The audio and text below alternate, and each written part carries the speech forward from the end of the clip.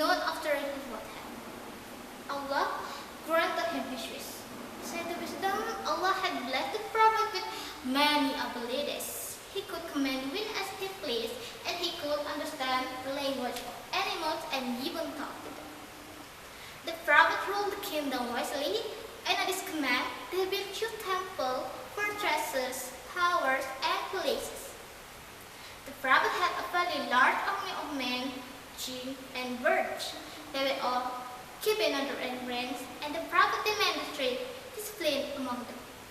That is why he was very upset to find that one bird, the hoopoe, was absent without permission. However, he soon appeared to explain his absence. I come to you from Seba with sure news. I found a woman ruling over the people. She has been many blessings and has mighty children. I found her and her people to worship God instead of Allah. Sulaiman was a deeply religious man. He was distressed that a whole people to worshiping the sun, whereas the one God who created it. He decided to send a letter to the queen, whose name was Bilqis, inviting her and her people to worship God. Allah, there is no God but He, Lord of the throne supreme, the Prophet said on his letter.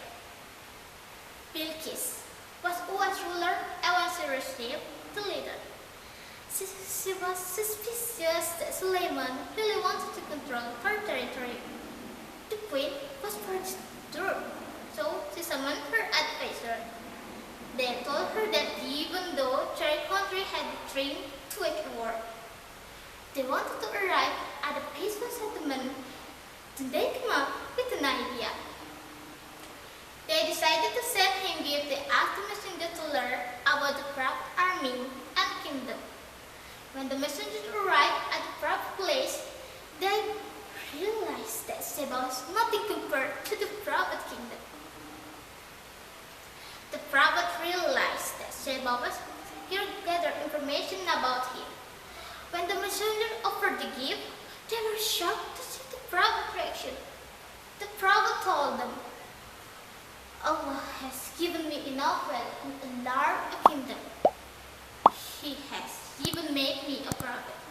He then had asked them not to open up the covers of the gift and to take him back.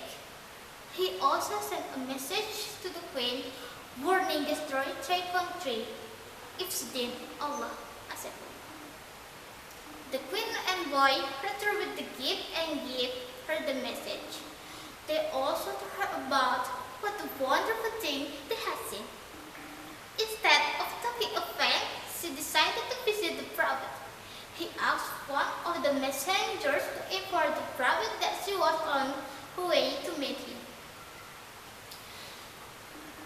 Accompanied by her royal official and Sherpa, she left Sheba. When the Prophet heard that the queen of Sheba was on her way, he decided to test her. He asked the jinn standing before him if to covering the throne of the queen before she reached. One of the jinn fled the throne before him within the blink of an eye. When Bilqis arrived at the palace, she was welcomed with a pomp and ceremony. The Prophet then asked her, pointing at the throne, it is belonging to her. The queen was confused. She looked at the throne again and again. After much confusion, she said, "It looks so. It resembles mine very much." The Prophet judged that she was intelligent and diplomatic. He then invited her to the great hall. The floor of this hall was in solid glass. When the queen entered the hall, she thought this was water, so she left her to scarlet tea. From the fear of wetting it, the Prophet then informed her that this was actually glass. And as water, the queen was amazed. She had never seen such things before.